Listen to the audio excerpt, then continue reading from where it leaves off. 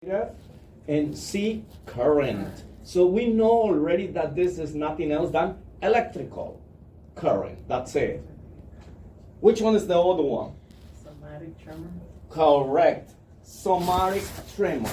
Somatic are these skeletal muscles because we are connecting those electrodes on the skin, over the skin, right? So these are the muscles that anything, any movement that cause them to twitch, you're gonna see them on an electrocardiogram. That is the reason why we tell our patients not to move, to remain still. So always we're gonna tell them, we place all these electrodes. When we're ready to print it out, we tell our patient, Mr. Smith, Miss Smith, I'm going to print out the recording, okay? So please just don't move, breathe normally. And that's it. Oh, signing. See? I was forgetting that. See? I'm telling you, I was falling asleep on the train. You're ready to let go. Yeah, I was like, oh my goodness. I thought about it a lot. And I was like, you know what? Let me just, because I'm not going to come Monday because I have jury duty, so. Oh, you do? Yeah. Oh my God, they send me those papers all the time. And I can't deny it anymore. no, you can't make excuses anymore. Yeah. And it's difficult. And then they send it postponed. Yeah. I'm like, why did Oh, they of do course. that? Oh, you couldn't do it this time. No worries. You're gonna be on the next batch, so it's not like you getting away with. So yeah. Okay, so we have the somatic tremors. Remember, somatic tremors mostly movement, the skin. It is exposed, usually to cold, or the patient is moving. Remember, if you happen to have a question when they tell you, they give you a little scenario. You have these 40, 60 years old male, female with Alzheimer's disease. Which of the following artifacts would you expect with this patient? Remember exactly, because what happened to Alzheimer's disease people, or Parkinson's disease, my bad. It's Parkinson's, they have tremors. And he says, well, they are somatic tremors. Tremors means that you move, whether intentionally or not, whether you have a condition. And one of these conditions that usually we have encountered is Parkinson's disease. Now, talking about Parkinson's disease, I was forgetting this, right? So then, if a patient has a Parkinson's disease and you are about to print out the EKG, how do you prevent movements? Because the patient develop movements when they are still. See, patients who have Parkinson's disease, if they're doing something, you're not even gonna notice that they have Parkinson. But as soon as they stop and they kind of still not moving, they immediately start like this, moving. Now, you having them in a bed, you tell them to stay still, they can start moving. But it's not because they want to. So how do you prevent that from happening? You see, you take your hand, make sure that it's warm, and you go from one side. Oh, no, just kidding. No, remember what I told you guys, that usually I don't like to put the electrodes here, because usually it's the hand that shakes. So I get to do it here in every single of my patients. Now, when you start working, remember, you're gonna see how they do it over there. If they tell you to do it right, no worries. You do it there. It's the most common side. But if you put it here, it is even better because it's closer to the heart. But now, for these patients, not only you're not going to place the electrodes here, you're going to put the hands underneath the buttocks, like this. So, can you please tuck your arm? Don't you touch the patient and say, let me put your hand right there. No. Ask them to put the hands right underneath the buttocks because they are laying down, right? So they sit over their hand. The hand cannot move. And then you do it. That's a question for your exam. So remember, if the patient is cold, what are you gonna do? You give them a blanket.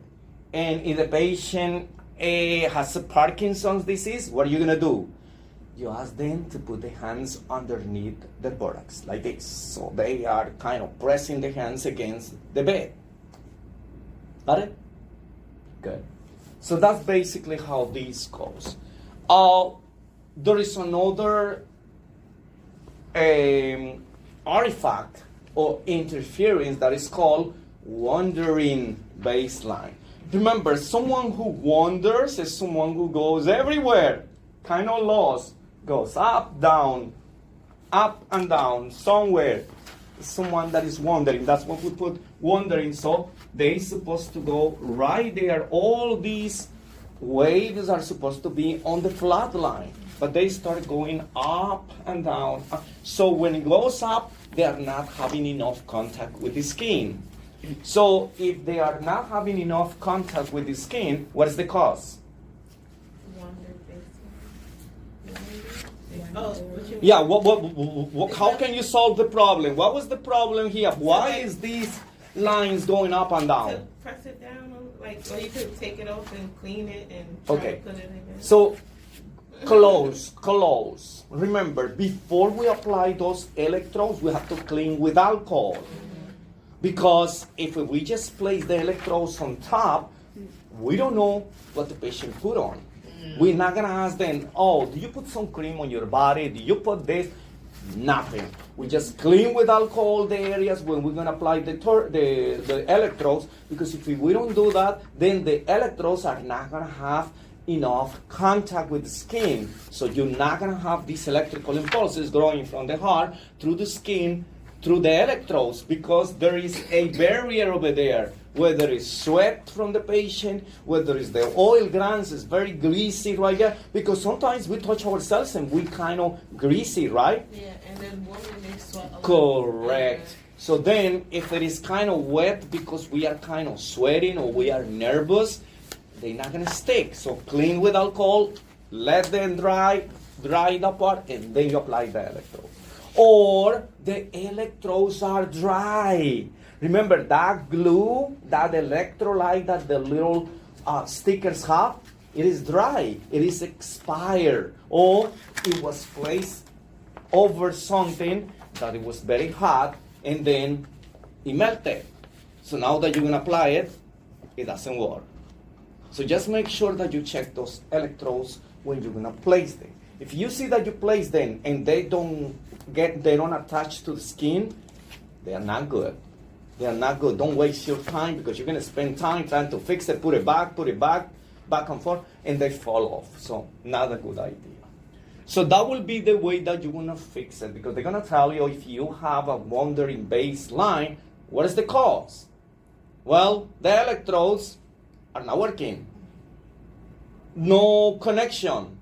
You didn't clean the area, whether it was wet skin, it was oily skin, the patient put some cream, some powders in there, so the electrolyte is not gonna make contact directly with the skin, but with whatever else that you have. I have another question. So, when you're cleaning the skin, right? Mhm. You see how when we do the phlebotomy, you have to clean it a certain way, Right. right? Now, when you do that, do you clean each separate space, or can you clean the general space? I'm gonna show you how we're gonna do that. Okay. Okay? Right here, if you're gonna put it right here, we just clean right here. The arms and the legs, the limbs are very easy to clean. Here, it is up to you, but I'm gonna show you a way, because it's kind of, you don't know exactly where you're gonna put the electrodes. So I ask you to clean all this area right here like in an L shape. Yeah. But I will show you how it works. Is that understood? So you're gonna have your own technique.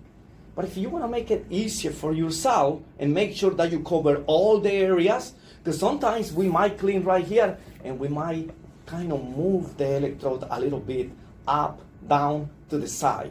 And what if that area wasn't clean? So I'm gonna show you in general how you clean the entire area right there.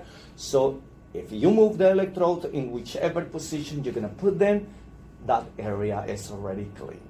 Okay? So these are good questions. And we don't have to go like when we do phlebotomy, from the center out, going out. No, here you can clean anyhow because we're not going to put no needles. It's not an invasive procedure. So that's basically what it is. Last but not least, which one is the one that we're missing? What is the last artifact right here? Broken baseline? baseline. Yeah, That means that you didn't connect the electrodes to the wires. So there is no connection. It's like there used to be a bridge right here in this, to pass this river, but now we don't have the bridge. So it's not connected. If you don't have no connection, that means that you're gonna see there a little gap. And remember, that gap is gonna show like this. So you have all the little things right here. Oh, and then suddenly it disappears and it goes like a hole right there, right? And then you keep on going. Whereas the other one, the wandering, it will go like this. So you have the line right here. So when there is no connection, means that it's not sticking to the skin. There is a space there. So the electrodes are not making good connection. So for that reason, the electricity goes, the waves goes sky high or low for that matter. So that's basically what it is. So these artifacts are very important for you to know because they like to ask these questions.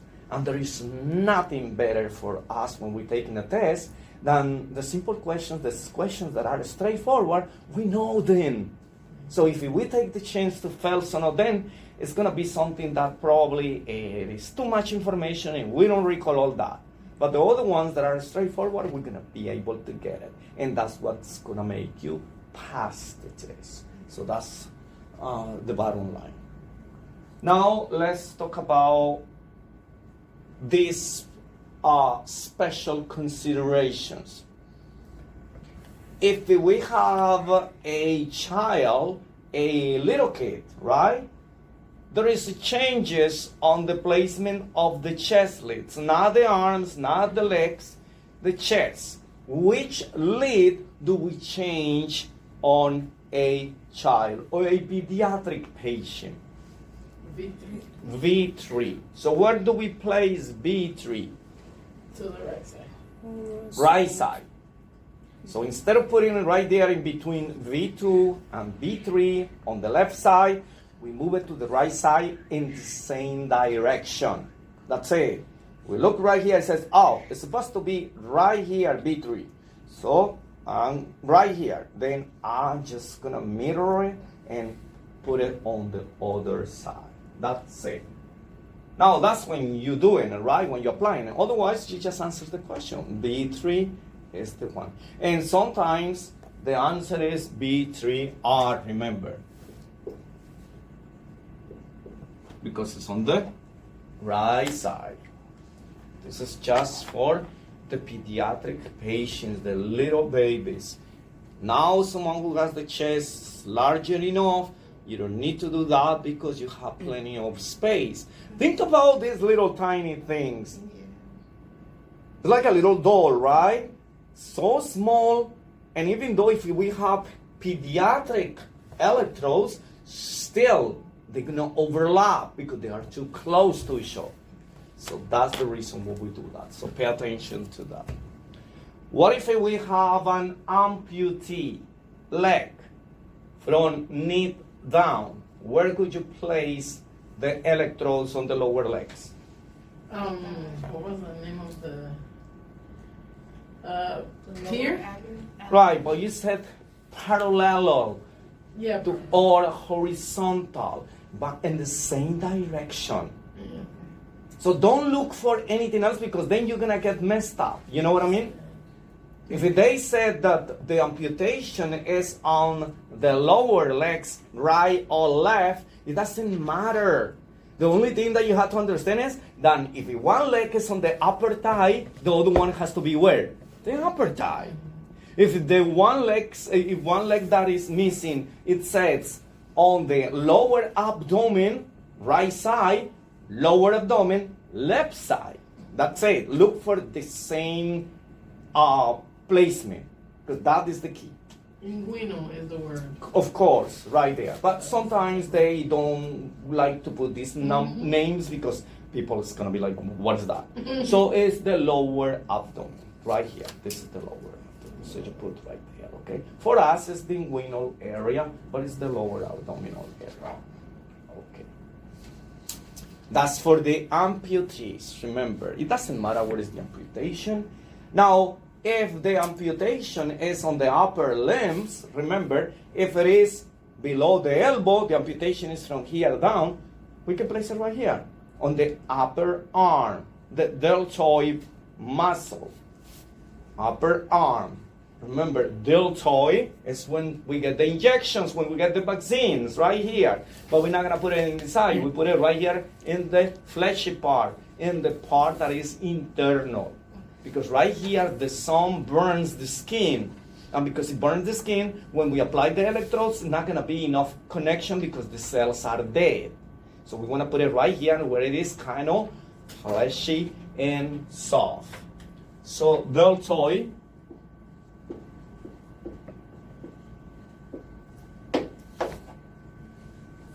This is the muscle that we have right here, this big muscle where we get the injections, the vaccines. So we put it right here in this muscle. So that's it, just in case you find the muscle. If it doesn't say just the upper arm, okay?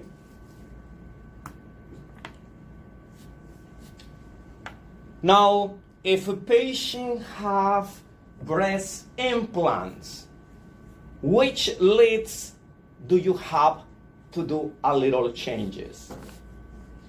Remember, think about this. You have a breast right here.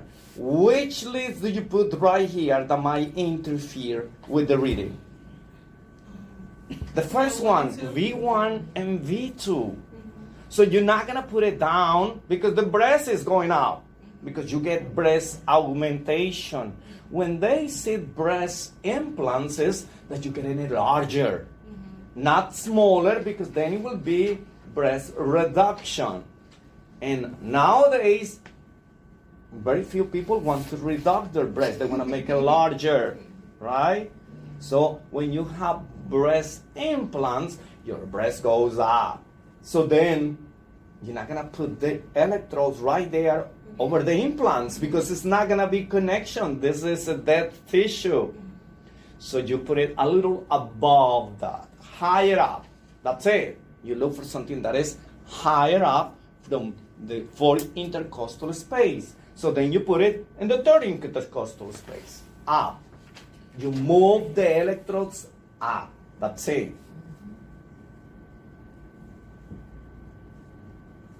Now, if you have a pregnant female, a pregnant patient, well, of course it's female. A pregnant patient, what would be the changes of it there? Well, remember, these electrodes that goes right here, it says right there, note on the chart, that's another thing. Every time that you have some of these special situations, if it is an amputee, it's going to be written there, or you write it down. Because then the doctor is going to know that you move those leads differently. If you have breast implants, you're going to write that down. Always, so the doctor, when he reads the EKG, knows that if there are some changes because of the electrodes being moved to a different place, they need to know why. Because they're going to look for certain patterns on an EKG. But if you don't tell me who's the patient or what is it that he has, then it's going to be difficult. Place lower limb leads on thighs, not abdomen. So see, here is the case. Where is the pregnant female belly? It's going to go all the way down.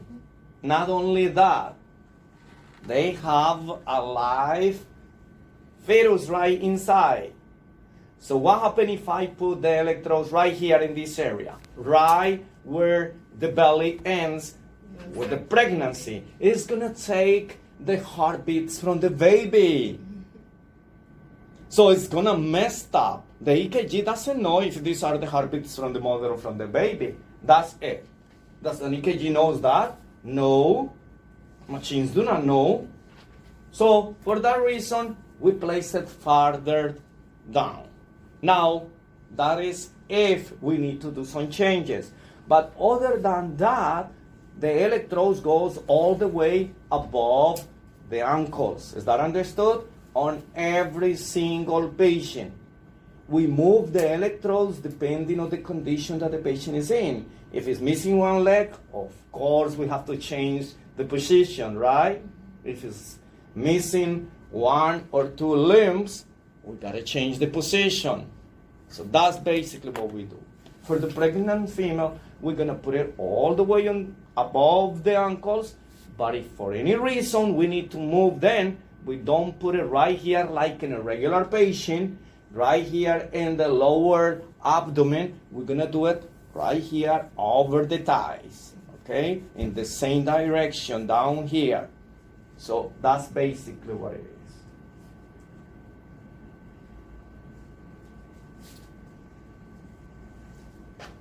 Geriatric patient. What is a geriatric patient? Elderly. But when you said elderly, what is the age? 65 and up. Because remember, after 65, we call them seniors. This is the age when most of the people retires, right? So seniors age 65 and above. Adults. What is the age range for adults? 18 to 65. So 64 and 29 days, that's considered an adult. An elderly, a geriatric, a senior patient, 65 and above. Okay?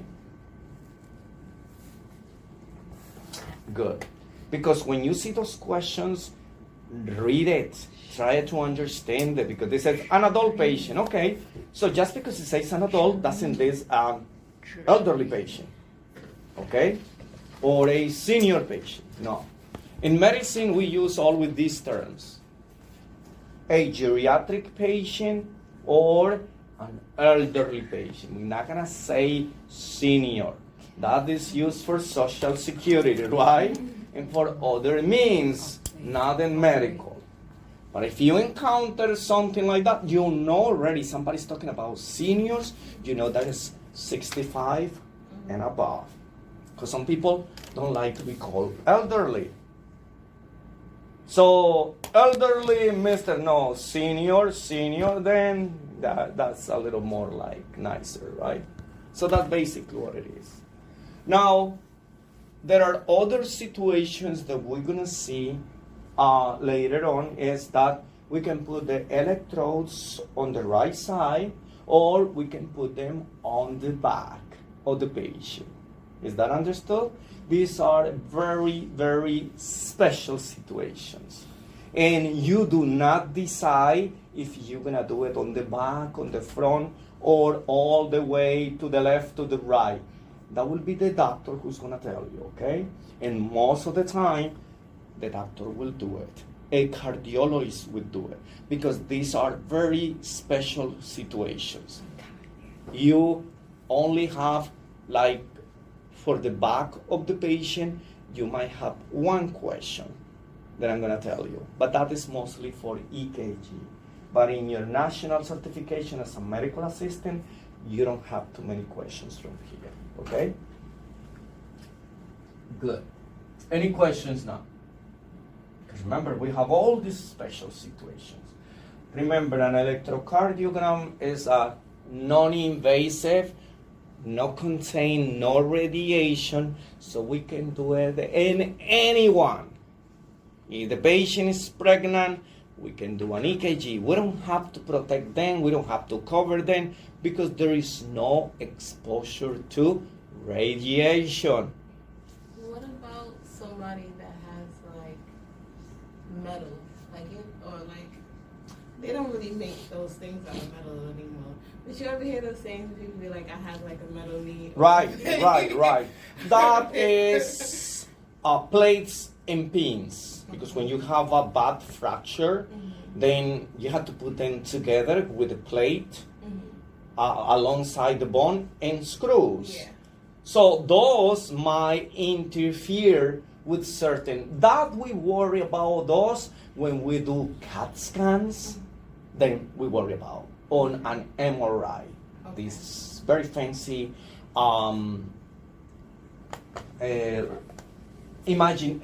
images for radiology, right? Because they're gonna put you through a machine, and that some of cases it will be kind of not recommended. But for the EKG, no worries. Can you imagine what is the purpose of me asking the patient that has a plate and screws right there in the leg? I'm not gonna be able to remove it. I'm not gonna say to the patient, listen, remove those. And usually we don't do that. It might be the case, right? That if something is coming out kind of with electrical interference, then, there is no electrical interference here. The doctor might ask questions to the patient if they have a surgical procedure, fractures, and they put pins and plates for them, then, but no, that will not be the case. But yes, it's a good thing to keep it in mind.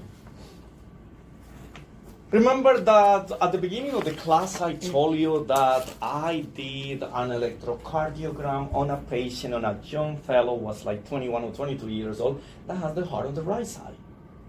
So this question comes sometimes on the exam.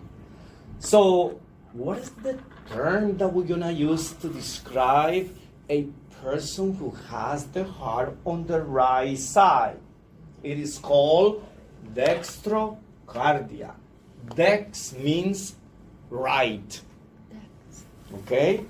So remember, that is not English. This is Latin or Greek. So for that reason, do not worry about the prefixes of this term. Just know that if you see dextrocardia, it means that the heart is on the right side. And you're gonna see cardia because you know what cardiac is, right? Heart. So for that reason, you said, oh, I know what it is. So that's basically what I want you to do. Now, if someone has logic, right? Remember that I gave you the little story so you can kind of retain more information. And I told you the little situation that I have with this medical assistant or nurse. I don't even recall what title she had. But she went like, no. I said, put all these electrodes on the right side. She was like, oh no, you definitely don't know. And she actually said, she didn't even think it. She said, oh no, that's not how it's done. You might know how to do diagnosis, but about electrocardiogram, you don't know, kind of thing. So, I'm going to prove my point. So I said, hey, listen, you're going to learn a lesson with me because I'm learning a lesson too now because I was new in the medical. And to find someone has the heart on the right side, it will be 1 in a trillion maybe if I'm close. So if it is on the right side, then you have to change everything to the right side. So instead of putting B1 on the left side, on the right side, you put it on the left, and B2 on the right, and everything will be on the right side, and everything will be see? This one, it will be RB1 wrong because it's on the left, right? You can put it on the right, but because the heart is on the right, they left it right there. But this should be F, and everything else R because we put in the B number 2 will be on the right. It's only B1. Remember, B1 in a normal position of the heart, it will be on the right side. But now that we're changing it, Now it will be the other way around. But they just put it that way. So, and we do B6, and B6 will end up right here instead of here. So everything will be transposed to the right side. That is it. So if you do find a patient, or in your question they tell you that your patient have dextrocardia, then all the electrodes are gonna be on the right side. Easy, right? Okay. This is the posterior view of the heart. Now, don't worry about this picture. It's just that things start looking a little different. It says right here, B3R, because it's on the right side. B4R, because it's on the right side. So whenever you see this R, because we know V1, V2, V3, without anything, right? But when they put a letter in front, and it's usually the R because it's on the right side. So let's say that they give you this. And they said, okay, so what lead are you looking at? Then you said, oh, this is B3 on the right side. That's it. What about this one? This is B4 on the right side. Because if it doesn't have anything, we know already that is the left. Because this is how commonly we find our patients. So that's basically what it is. Now, let's look at the heart when we do the posterior part, when we put electrodes on the back instead of on the front. Or we do this area, this one's right here, but then we go all the way until we meet the spinal cord. So instead of putting 10, we're going to put 15, 16 electrodes. Is that understood? So we're going to see. Here it is. Oh no, that's still the right one. See? Before R, B3R, this and this and this. Don't worry about anything else. It's just that if you see the R, means that the patient have a dextrocardia, or the doctor simply wants to order an EKG on the right side to see other areas that usually you are not seeing very clearly because most of the electrodes are on the left side. Okay, this one. You see them in red. This is the posterior part of the patient. See? B7, B8, B9. So we didn't talk about that. We say B1, B2, B3, up to V6, right? Mm-hmm. But if we go on the back, we have certain places when we are going to add more electrodes. So here we have V7, left posterior axillary line, V6 level. So think about the ones that we have right here. We have B4, B5, B6. So if I put B7, it's going to be from here, like kind of putting through something, and it comes out right here. So that will be in the same level of V6, but in the posterior part. That's it. That's what it's trying to tell you. The same goes with BA, under the mid-scapular level, VC level. The intercostal space number 5. So I have V6, right? So it's right here, V6, B4, then B4, see? If I put something through it, it's gonna come out right here, which is the scapula, this big bone that we have right here. Oh, but I have this right here, please. Oh, what is the scapula? Oh, they put it somewhere else. Hey, move the scapula. The scapula is supposed to be more center because the scapula is like the nipple is going to meet the tip of this on the back. So it will be mid-clavicular. And this side, mid-scapular. This is the scapula. So the scapula has to be here. So mid-scapular, mid-scapular.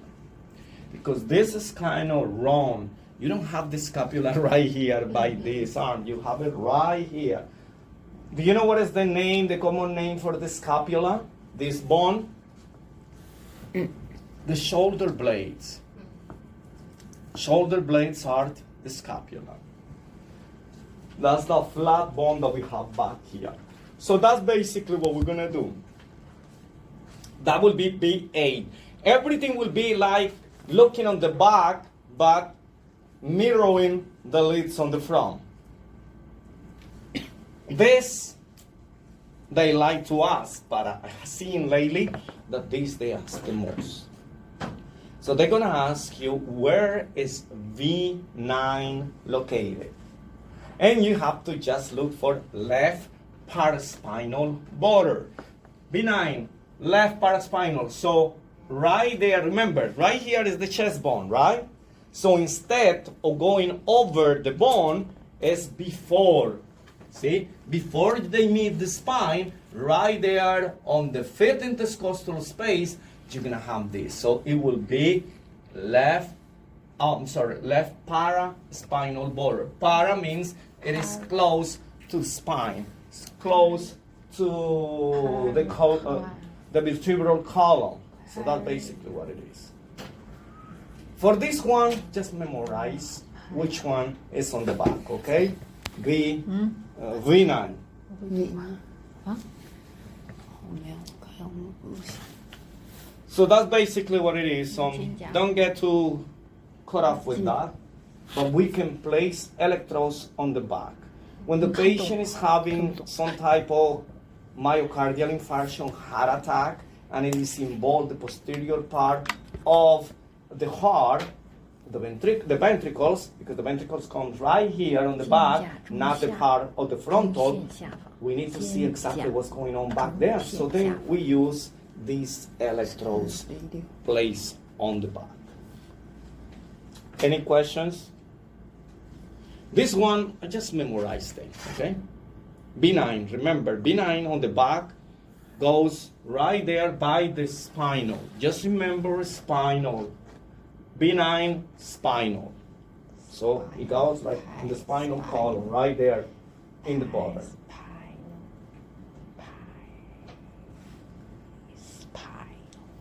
Here again, a heart rhythm strip is usually run on which lead? We always know that the rhythm strip is lead number 2. Lead number 2. Don't forget that.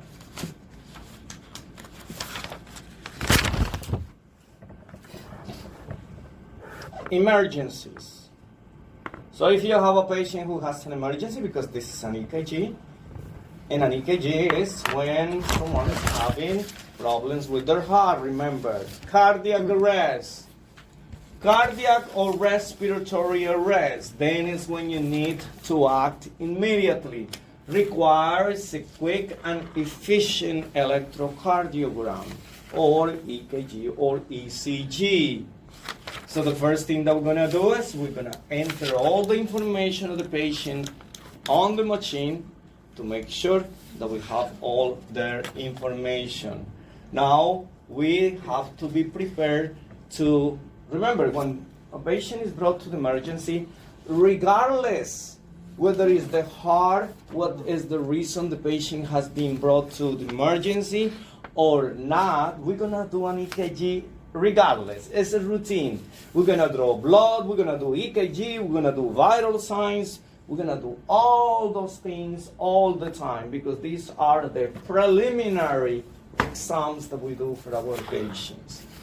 So for these patients, we need to repeat the EKG frequently. Why? Because we need to know if there is any changes. Are they improving or are they getting worse? Remember, this is not like one of us going to the doctor for a regular checkup, and after a year they said, oh, we're gonna run an EKG.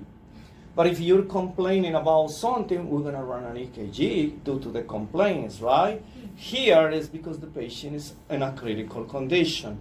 Therefore, we have to kind of repeat the EKG several times during the time that the patient remains at the emergency or at the hospital.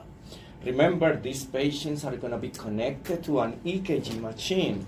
So we're gonna be monitoring this if that is the case of someone who's having heart problems. So that's basically what it is. So we mentioned this because remember, in emergency situations, we have to do EKGs. Very rarely, medical assistance works in an emergency. Is that understood? Very rarely, because medical assistants usually do not apply because these jobs are very difficult to find. You don't see a job post saying, I need a medical assistant in an emergency department. Usually not. Doctor's office, hospital, outpatient, specialty, you will find a job. In these places, mostly not. Let's talk about this, because this can happen. Probably you covered this during phlebotomy. Do you remember in phlebotomy having a patient who developed seizures where you are drawing blood? Did they talk about that? Drop and hold their head, right? Mm-hmm. And lower them down Mhm. slowly, and then I guess wait for the help. You stay with them. Right, you stay with them, you never leave them alone. That's how you do it. When you are drawing blood and you have a patient, see, this is what you have to start from the beginning. When you have a patient and you're gonna draw blood, you ask the patient questions, not just the name, the last name, and the of birth, so you can confirm that you have the right patient. But if you're gonna do this, if it's drawing blood, ask the patient, have you ever fainted during blood draw? Saying, they might tell you yes. Sometimes they said, oh, you know what? I'm scared of needles. And then you see turning them pale, start sweating. Then you know already that this patient's probably gonna collapse. So how you fix that? Well, they're gonna be seated anyways. Instead of be sitting, you have to lay them down on the table. Because if the patient collapses, the patient faints, what are you gonna They're do? already laying down. They're already laying down. And what is your next step? Remove the tourniquet, remove the needle, apply pressure, stay with the patient right there. Exactly what you're gonna do with the patient that you do in an electrocardiogram. Fortunately for these patients, you don't have needles on them, so it's going to be a lot easier. So what you're gonna do is, if they are sitting up, you're gonna lower them to the floor, flat in a supine position, put something underneath their head, whether a pillow, whether a blanket, anything, because they start having this shaking motion and they might hit the head against the floor. You're gonna stay with them there. Don't move, you have to protect them. Remove everything that might harm the patient or harm you, because they start having these tonic-clonic movements, twitching, and that can cause some harms to them. Never give anything by mouth. Don't open their mouth and try to remove the tongue. Your fingers can be chopped off.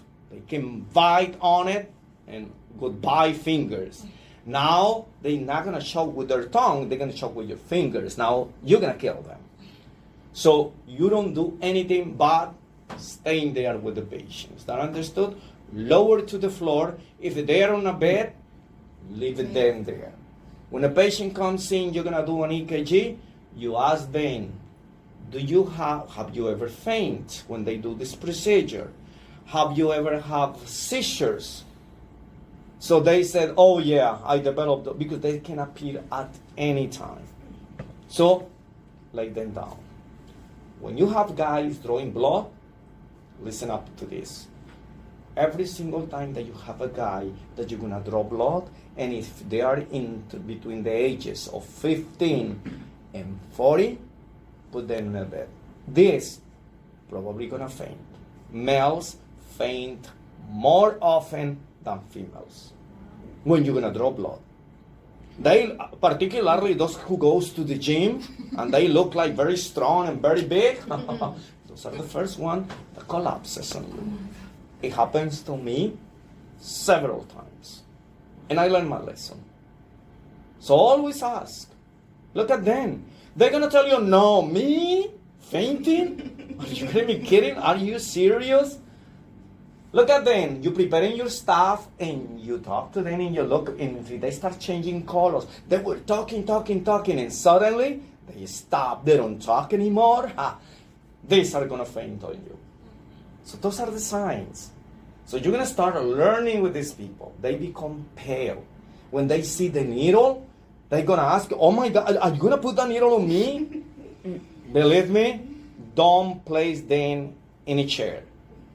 Lay them down and you will be safe. Because if something happens, they're not going anywhere. Can you imagine? In that moment that the patient goes like this and a needle right there and the danger for you, the risk. So you don't know what to do. And first of all, you don't know what to do in those moments. One thing is me telling you, another thing is actually going through that situation. It's very hard. Sometimes you have a person who is bigger than you. How are you going to manage? So pull them from the ear and throw them on the... No, just kidding. Don't do that.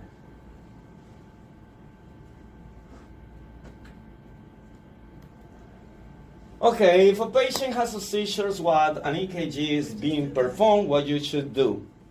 Protect the patient from injury, call for help, and report the seizure. Now, when you said call for help, at any moment, any single time that you have this situation, I know you're going to panic.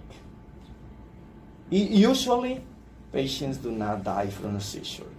They will die if you have them in a table and you don't put them, and you don't stay there because they're moving, they're shaking, and they can fall off, right?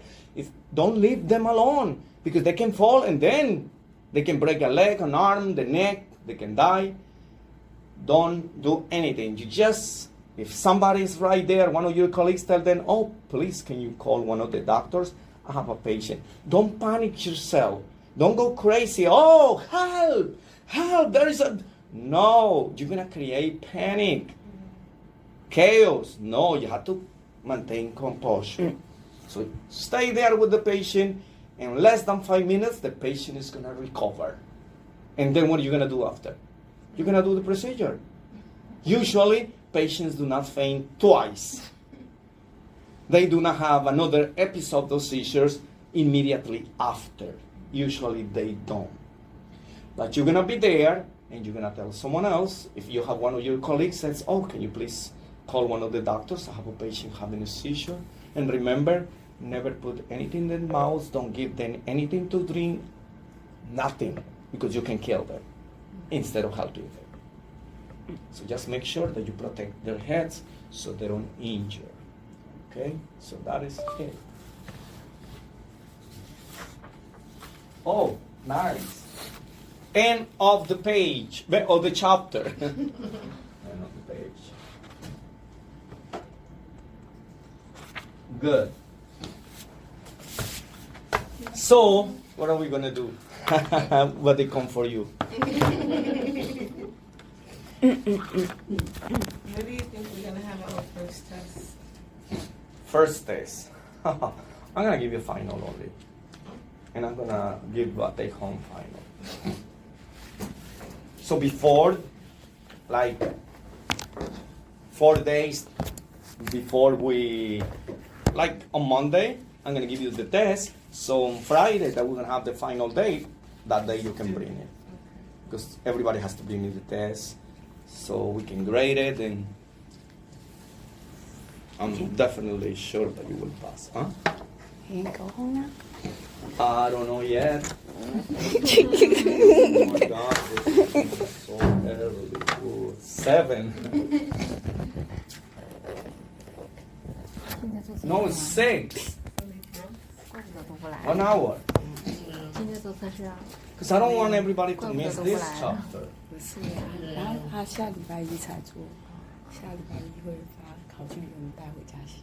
I mean, they 礼拜 didn't 五之 even 前 know 要 it was 交， past 下礼 anyway. 拜 So 五。这个老师这么好， I don't 对， think 老 it's 师 gonna 很好， matter too much. 就是很体谅我。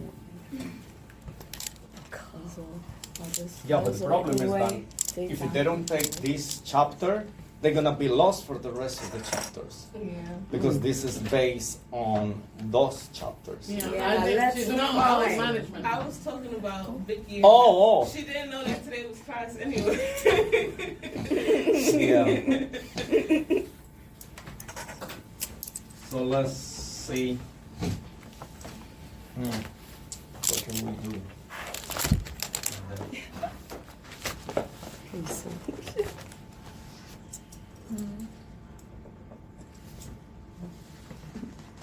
Okay, let's do this. Let's do this chapter that is short, and a couple of questions are gonna be in the exam right there for them, so they don't fall behind much. But we don't fall behind in lectures either. Is that understood? So let's do this, and after we do this, that's gonna be like 1 more hour. That's it. We go. Got it? Good. Myocardial infarction. That's the first question that you're gonna have on your exam. They're gonna ask you, what is the acronym for myocardial infarction? Isn't it hard? MI. Acronyms are when we use the first letter of each word. MI. When we use the first letter of each word and we put it together because we don't want to spell it out completely, that is called an acronym. So what is an abbreviation? When you make the word short. Correct. When we use 2 or 3 letters of that word, not of different words. This is from different words, like HIPAA. See? Like CVS. Like all these acronyms, OSHA. See, these are acronyms. We use the first letter of each word instead of spelling it out. So here, when we said an abbreviation, is when we use the first letters of a word. For instance, I'm going to say information. I just type info. I don't have to put the whole thing. So that will be an abbreviation. This is an acronym. So this will be the first question. MI stands for myocardial infarction. And what is myocardial infarction? The heart muscle. Heart attack. That's the second question about this. There are 2 questions right here. MI stands for myocardial infarction. And what is myocardial infarction? Heart attack. So when we talk to our patients, usually we don't tell them, wow, Mrs. Smith, Mr. Smith, you just have a myocardial infarction. Well, if I didn't die for that myocardial infarction, I'm gonna die now that you tell me this big name, right? Because I don't know what you're talking about. They're gonna go like this. You're gonna see their faces, like wondering, oh my God, am I gonna die from that? Is that something else? Is that cancer or something? No, you have a heart attack. Well, that I knew, that's what I came here. Yeah, use the terms that they understand. Otherwise, you're gonna create more issues for them. Is it true that you can have a heart attack and not feel it? Yeah, Like you could have one and not know, but Ex- they can test and show that you have it? correct. That's what strokes do, right? That strokes too. Sometimes, the strokes might not be as little as others or severe as others, but you are going to present with some changes without feeling that symptoms. Like, see, remember the first days of class, I told you that when you have a heart attack, it's not like a big pain of the heart. Sometimes you just feel like pressure. You feel like, when you have the cold, that like your nose goes like kind of clogged, and you said, oh, I can breathe through this nose, and you start doing all these things because it's blocked. So the same here, you feel like a little pressure. So you don't feel kind of big pain. And that by itself can tell you that. Sometimes at night, the patient can develop those and they didn't notice. Sometimes you find the person dead at the next day. They die during sleep because they have a heart attack during the night. So This can happen at any time, yeah. But it can be unnoticed. Not only that it is unnoticed, it is that patient mix them up for something else. Or they don't give importance because it's, I feel a little something wrong. That's nothing. You know what I mean? But actually, it is something. There is something that is called heart attack and pre-heart attack. Okay? So you start having like some symptoms like you're gonna have the heart attack, but actually it wasn't complete. So in order for you to have a heart attack, you have to have like this chest pain on and off for a period of 24 hours. But if it is less than that, now it is not that. That is a transient myocardial infarction. So that is a little different technicology. So for us, we worry about myocardial infarction. Remember, if they ask you what MI stands for, myocardial infarction, or if they tell you what is heart attack, which of the following terms is, denoting that you have a heart attack? MI. So that's it. So don't get it confused. Okay, it says right there that there are two types of myocardial infarction. One, the Q wave, and the other one that don't have the Q wave. So we're going to explain that because it's important that you also understand this. Usually, this does not come out on your exams. Is that understood? So the types of heart attack, they don't, because it's kind of very complex. You know what I mean? And for the level of your studies, we don't want to ask those questions because it's a little tricky. The Q wave, also called transmural. Trans means that it goes through all the walls of the heart. Epicardium, myocardium, endocardium. So this myocardial infarction kind of damage the three layers. Whereas the non-Q wave, subendocardial or incomplete myocardial infarction. So this only apply for the endometrium. So the inner layer will be the one that it is affected. So which one of those do you think will be the worst myocardial infarction?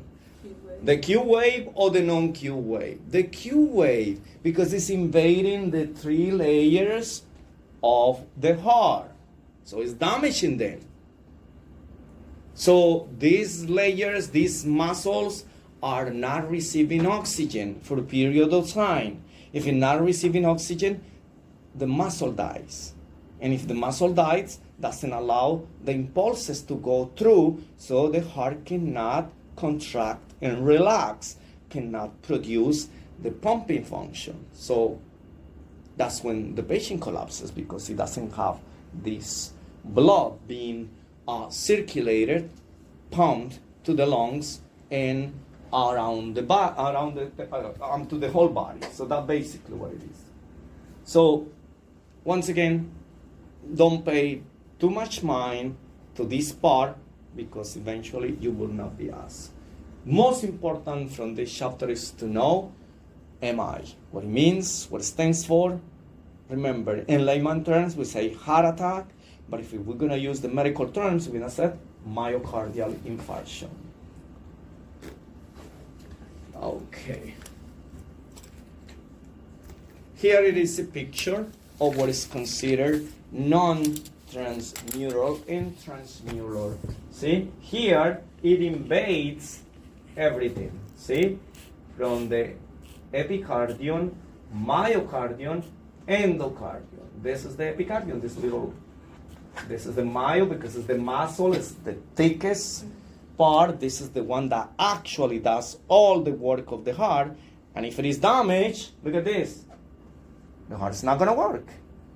On the other hand, right here, this is the subendocardial. The endocardium. Only this part of the endocardium, it is infarct. Infarct means it is dead. It's not receiving the oxygen. Remember, that's what it's called myocardial infarction. Infarction means dead tissue. Infarcts. So no oxygen, the cells on that tissue dies. So that's basically what it is. So when I talk, that translates to you? That's what it is? Yeah? That's nice. I'm gonna get one of those, so when the Chinese talks and saying things about me, I'm learning what they saying about me, alright? When I'm doing my nails. I'm Yeah? No, that's interesting. Technology, see, technology is very, very important, right? Yeah. Nowadays. But you have to know how to use it. Because what is the purpose of having technology? You don't know how to use it. That's why they said people spend so much money on iPhones and only use 10% of what an iPhone is for. Oh, yeah. Yeah. Oh, I'm They telling only you, know this 10% is of what- just to have something that looks nice. And because it's the trendy, because people talk about iPhones So and many then you things. get it. It's a compass. It's a measure. It's There, yeah. so many different things That we has a can use. bunch of stuff. Listen, you're totally right. We don't even use 10% of the features that these have. What is it that we use? Facebook, because it's an application that comes with Yeah. everything that has to do with talking, connecting with someone. We use those applications. Anything else that it has inside, you don't even bother. Entertainment. You see how many applications we have here? Do you use all of them? We don't even know what they are for. And we don't bother to find out what they are for. That's what it is. Okay. Let's talk about a heart attack, how a heart attack occurs. The major causes of heart attack, remember, is blood deficiency to the heart.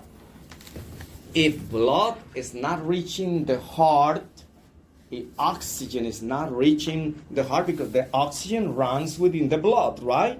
And if it doesn't reach the heart, then the muscle of the heart start dying. We call it in medical terms infarcting. So infarct. So it's gonna die. So infarct means dead tissue. It dies. You got an infarct. Oh, you die. So ischemia. Ischemia means lack of oxygen. This is the major cause of heart attack. Ischemia. So when you see this name, pay attention to it. Because every single time that they ask you a question, they're going to ask you, okay, what is the major cause of a heart attack? It's not the age of the patient, it's not injury to the patient, no. Lack of oxygen reaching the muscle of the heart. That's called ischemia. They said right there, heart starving for blood and oxygen. Now the tissue is going to become pale, whitish. Of course, when you are anemic, how do you look like? Pale. Plus, well, you're not going to have like strength to do anything, right? You feel like weak and all that stuff. So this is basically what I want you to know. Now, there are more things which are applied to EKG. What is it that we are going to see on an electrocardiogram when a patient is having a heart attack due to ischemia? Then immediately we're going to see that the T wave is inverted. See, we know the T wave, it is positive or negative on an EKG? Normal. Positive. If it is inverted, how is that going to look like? Negative. So then we're going to have baseline, we're going to have a P. We're going to have to throw this out. We're going to have a P right here, a Q, R, S, T. So instead the T going like this, nice, we're going to have it like this. P, Q, R, S, and then right here. So you notice immediately, because we already talked about the normal deflections and charges of the waves, right? So we know that this is upside down. Immediately, we know when we see an electrocardiogram that this patient is having problems with ischemia. So that chest pain that is having, that shortness of breath that the patient is having is due to lack of oxygen reaching the muscle of the heart. So we have a problem right here.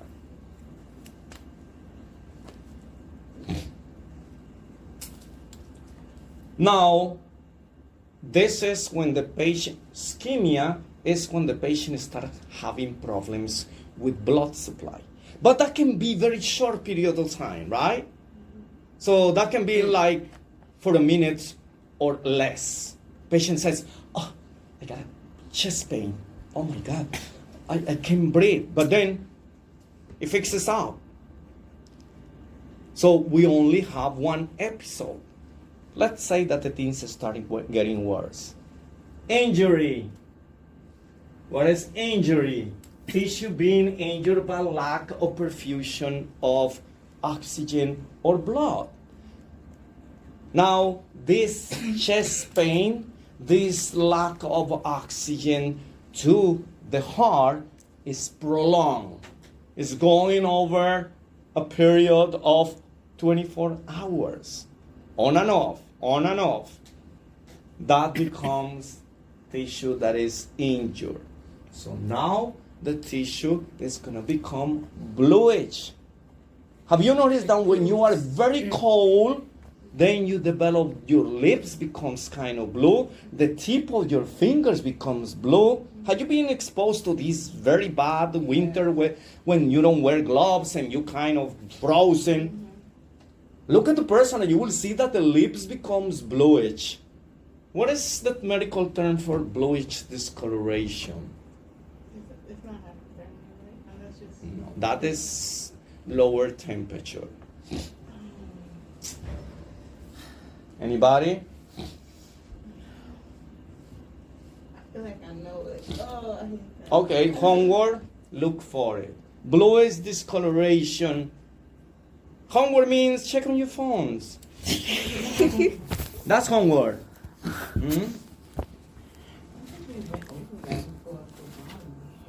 Yeah. So that is bluish discoloration. It's very important that you know that term because that comes on your exam as well.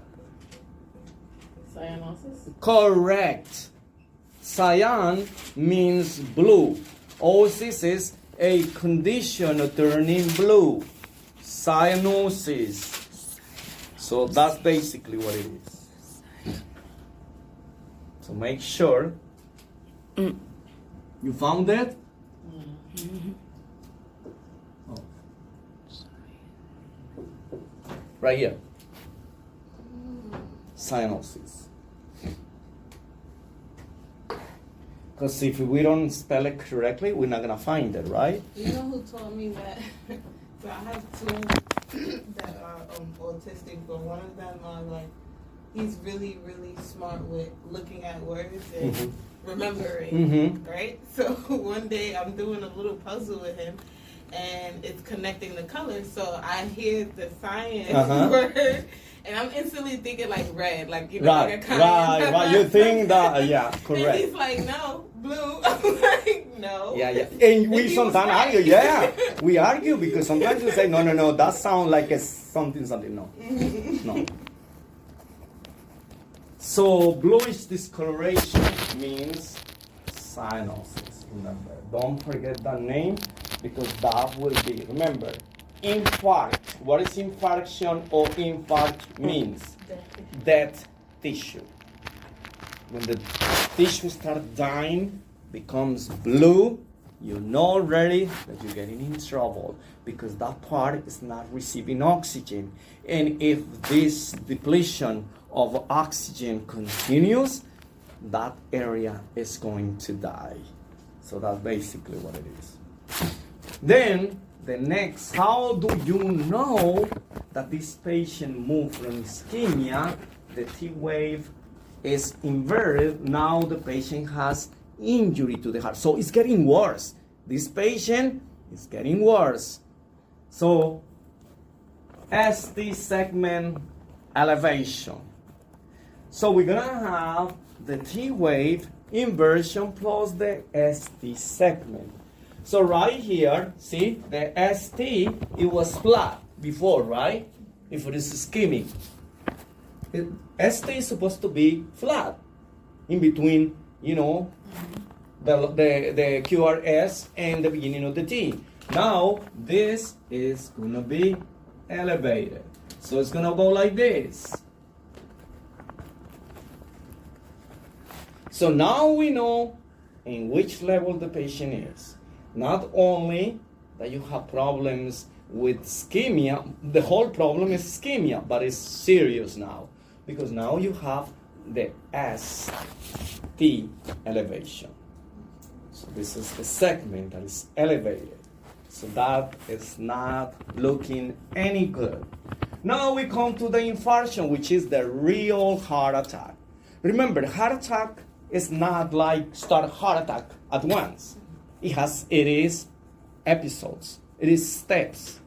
Before it becomes a myocardial infarction, has to go through all these steps. You start having lack of oxygen to the heart. Now, the more pronounced that it is, the lack of oxygen, the faster that you're gonna get the heart attack. That's what people sometimes develop chest pain, but not necessarily that they have a heart attack. Okay, so say like you were saying before, when it's like a part of the muscle is dying, right? So say, like, there's nothing that you can do to reverse that, right? Well, to reverse whatever is done, no. But to prevent this from continuing dying, yes. And that's what we're gonna do. That's what we're gonna do for the patient. And we're gonna reestablish that infusion of blood, the perfusion. Because if you don't have enough blood running through the body, through the heart, this is what's gonna happen. So we're gonna reestablish circulation to the heart. That's basically what it is. So now infarction is serious because now the tissue necrotic. The tissue now is totally dead, but not only dead, it rottens. It's like a rotten body. That part cannot be revived. There is no way. Now, if we stop this from damaging more skin, more muscle, then we can save the patient. But most of the time, someone who has this serious myocardial infarction, by the time that we start doing all these procedures and trying to save them, they usually die. Heart conditions are serious. No. So now, what is it that we are going to see? Can I Hold ask on. you a quick question? Sure. It is possible for somebody that has like an infarction to have it 3 times at once, right? Having 3 continuous, oh yeah, Yeah, right. oh yeah. Mm-hmm. Because my granddad went through that. And like when they told me it, I was like, but how is that even possible? Yeah. Yeah, because you have the first one that is not that strong because it's starting. So they didn't treat you immediately. The next one kicks in. That is a little harder. We start with this one. Oh, so he started with... Yes, he you went start through with all this that. one first, right? Okay. And then you got this one because this one was not controlled. So then it moves to this stage. This stage you're not controlled, you move to the stage. This one is controlled, you're gone. So by the time that we reach this and depends on how much damage the heart has acquired, then we're gonna lose the patient anyways. It doesn't matter what we do. So sometimes they don't feel the ischemia, right? No, sometimes they don't, or they mix it up because the chest pain, it is very, very mild. Okay. It is like a pressure. Okay. See, it's not like sometimes you might feel because it happens sometimes like like a stab, like oh my God, what is that? Oh, heart attack. No, that is not. No, that's not. That's a spasm that happens. That's nothing to do. That's the muscles. It might be your chest muscles, not directly your heart. So that's basically what it is. So when we get to the part of the infarction is when the muscle is completely damaged. So it depends how much of the muscle is being damaged. During that procedure of trying to revive you, we can revive you. But if it is serious, nothing that we can do because the heart is not going to go back. So it's very difficult. So what is it that we are going to see on an EKG when the patient has infarction, meaning that the tissue is complete. Now, a significant Q wave on an EKG. What is a significant Q wave? So remember, this Q, usually we don't see it. When the patient has this type of infarction, and it's not one, it has to be in several of the Qs that we're going to see this. Like here, see? There are two little blocks, and comes all the way down. It has to have more than two little blocks of depth. So then we know that. And then we have another Q right here, same way. So it's long. It's so visible that you immediately say, oh my God, that's not normal. What is that Q going all the way down? You see what I mean? Because generally, we don't see it. So that's basically what it is. So that will be the things. But here, once again, it's not about this. It's about inverted or the segment elevation. So we can think about that. Anytime that you hear that the ST segment or the T wave, it is inverted or it is increased or it's elevated, think about heart attack. Either way, they cannot be elevated, they cannot be depressed. Remember, depressed, inverted is the same. Or if you have elevation, either way, most of the time, is heart attack that the patient is having.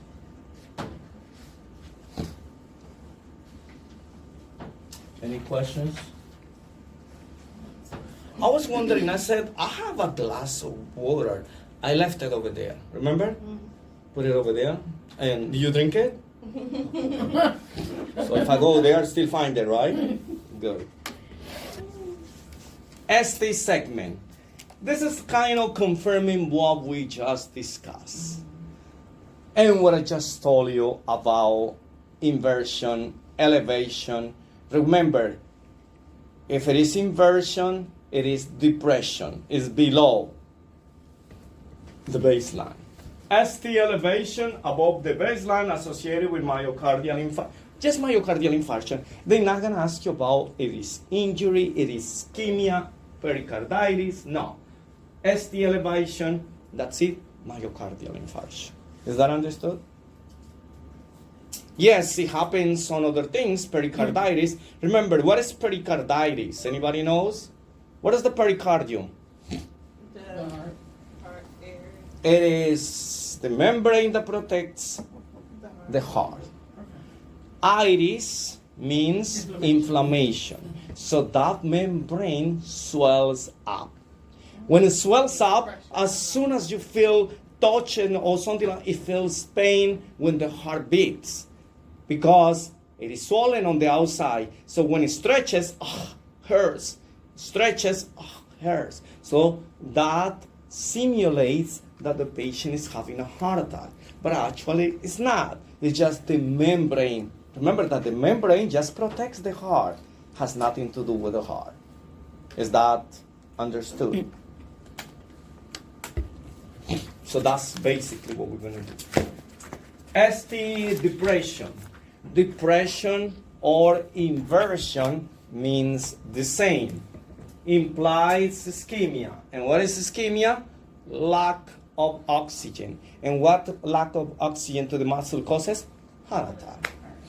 So ischemia, it doesn't matter, ST depression, ST elevation, just think heart attack, MI, myocardial infarction. Is that understood? For your level, that's all you have to think about it. You see a question that says, okay, you are doing an EKG and you find the ST is elevated. Immediately look for the answer where it says heart attack or ischemia. Anything that is related to the heart. Ischemia, lack of oxygen. Lack of oxygen.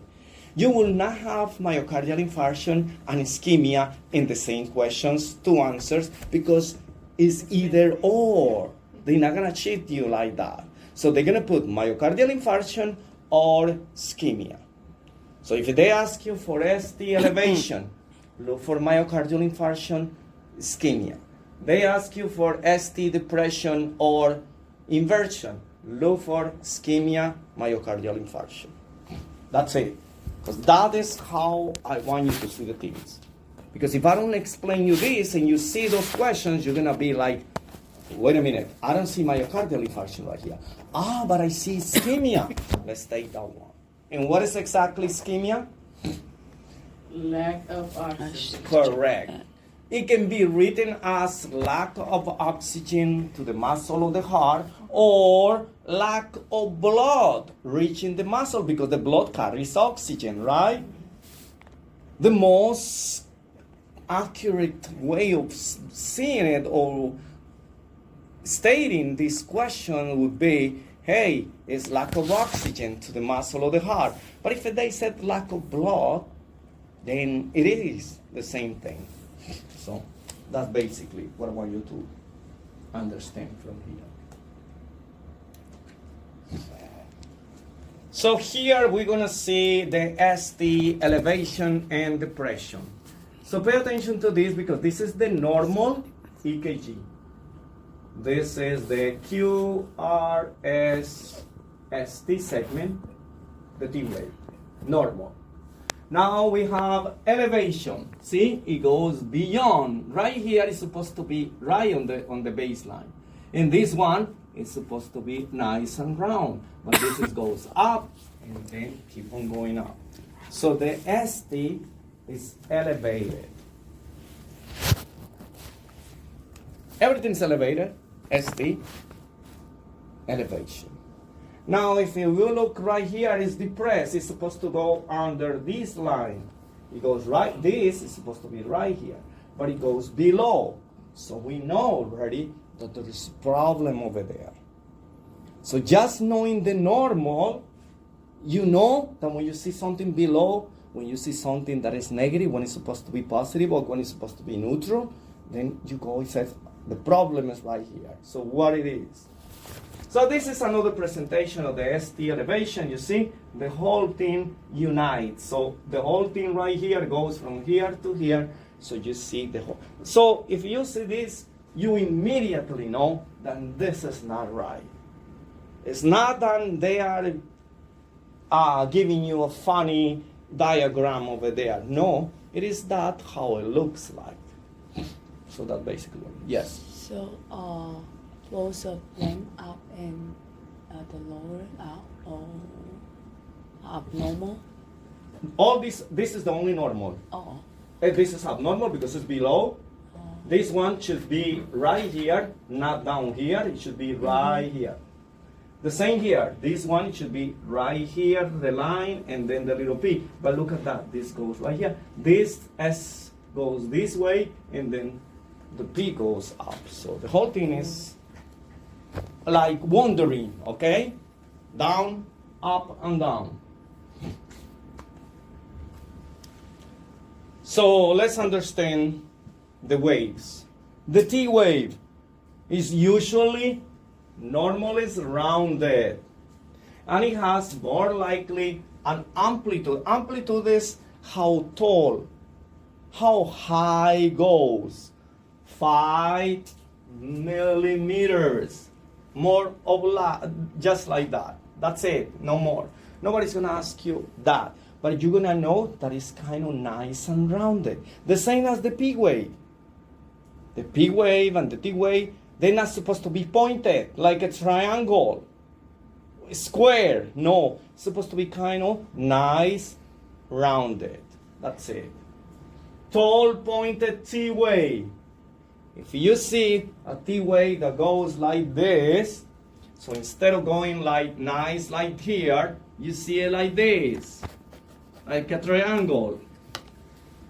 That is not normal. Remember, when something deviates from what we consider normal, we're gonna find out what is it. So that right here, it is this electrolyte that is too much. Hyperkalemia. Which electrolyte is high in the blood? What is kalemia? Potassium. Always go by the K. Remember that we talk about the sodium and the potassium? When we have the electrical contraction of the muscles, that the sodium is outside and the potassium is inside when the cell is at rest. Well, now it is at rest, but you have too much potassium. Now it contracts instead of relaxing, because both of them, potassium and sodium, has a positive charge, but you have to have little potassium and lots of sodium so they can interchange. Because when you are hyper, it's because you have too much energy.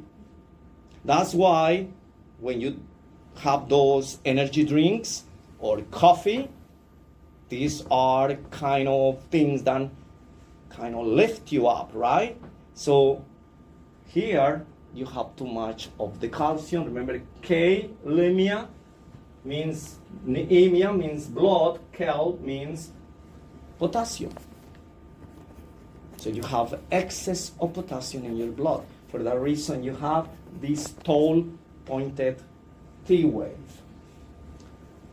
So sometimes that question comes on your exam. A pointed T wave is caused by what?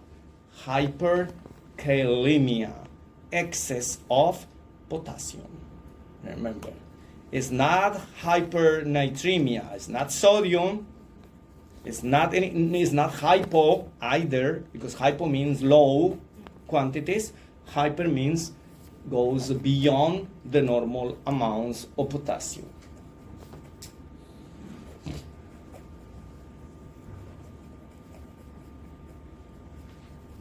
Any questions?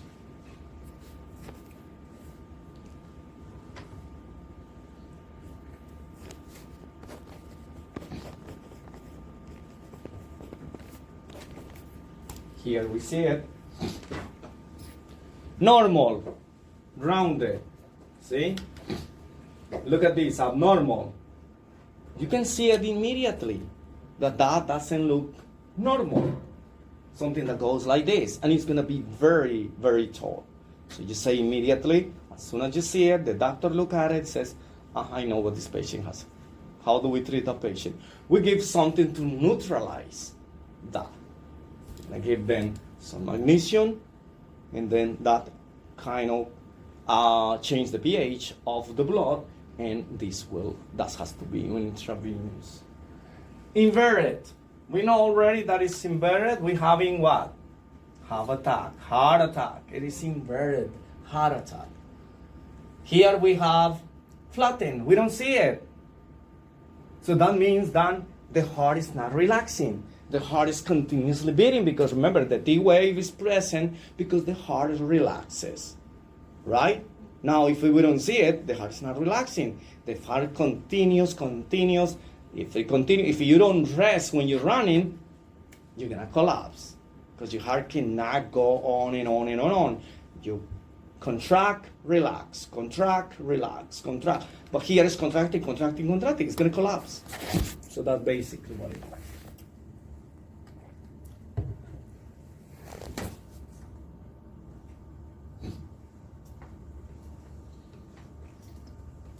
Normal Q waves.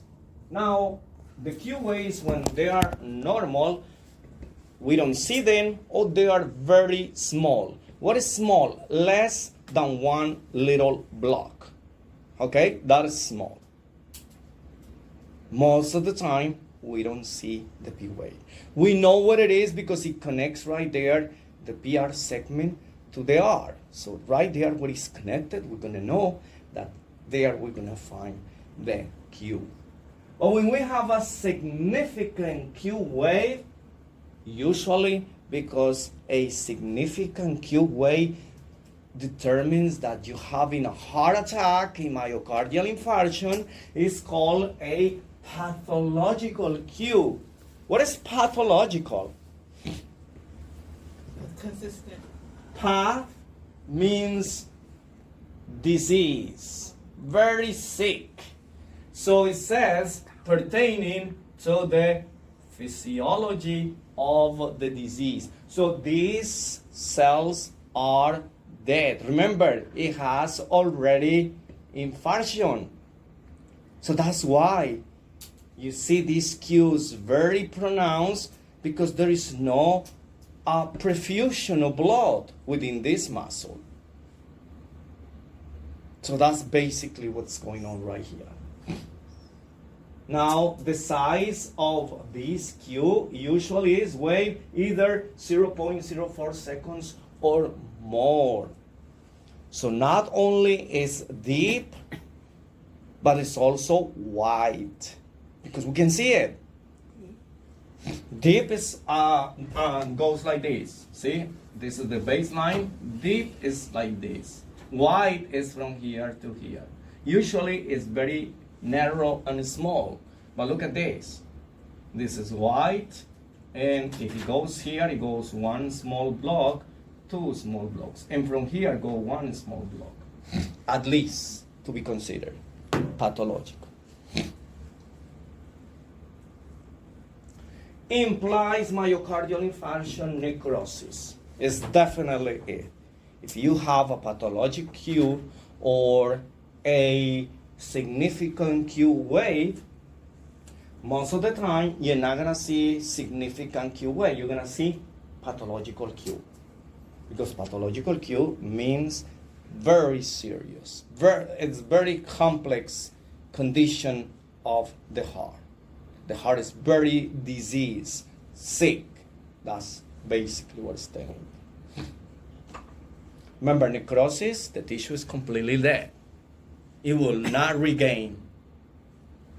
You will not put them back to normal. That's it. That part is gonna get like when we cut ourselves and we develop scar. The hair do not grow there, blood vessels are not there. That's what it happens. It's like having scarry tissue. Now you're gonna have a heart that, if you survive, you're gonna have a heart that is not working 100%. Because you have all this scar tissue where no perfusion of blood is gonna go to do anything. That is not gonna be able to contract. Yeah. So that's basically what's gonna happen.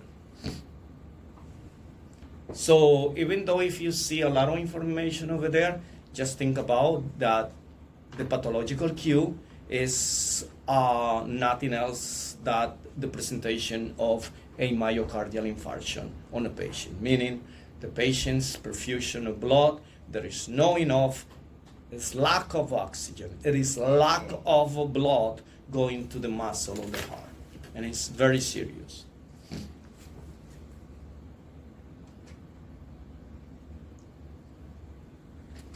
Says right here, this is the normal cue. Look at this. Very little, right? Sometimes we don't even see it. Look at the significant pathological cue. White, and it goes all the way down. Here is very narrow, almost touching the R. The other one has lots of space. I feel like a lot of people with like that tattoo. Mm-hmm. It's like it looks more like the significant than it does Oh. the normal. So it's like, oh, you copied, like you put somebody's heart attack on your. Yeah, probably that's what it is. Yeah, sometimes you see things that, relates to something else. You said, oh, now I understand what they have in there. What they saying is, listen, I will die from heart attack. Goodbye. Telling you goodbye from now. Yeah.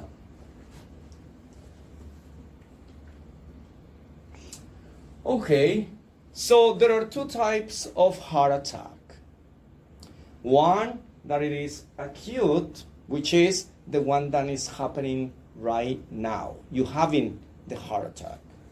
And one that you had in the past.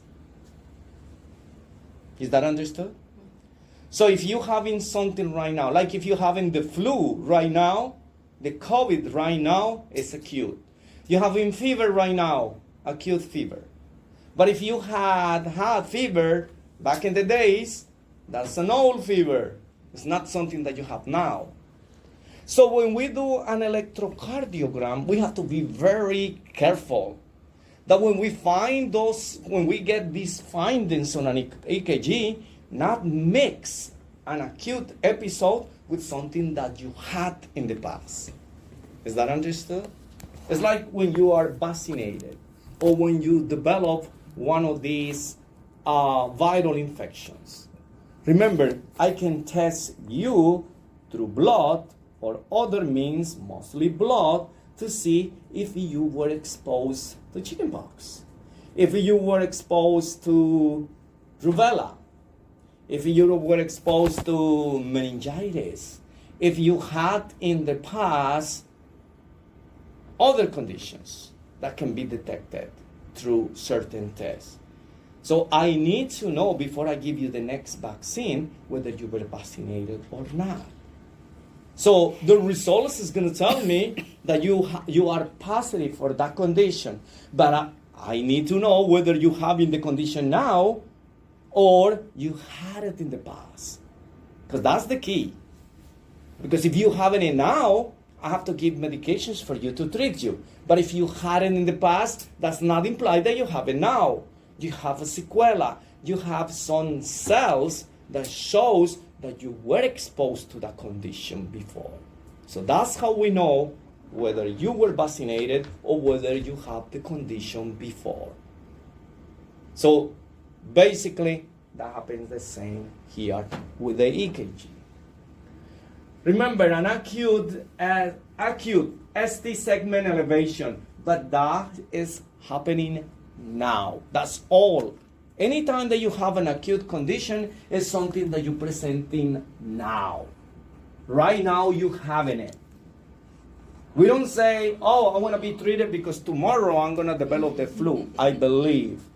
It doesn't work that way.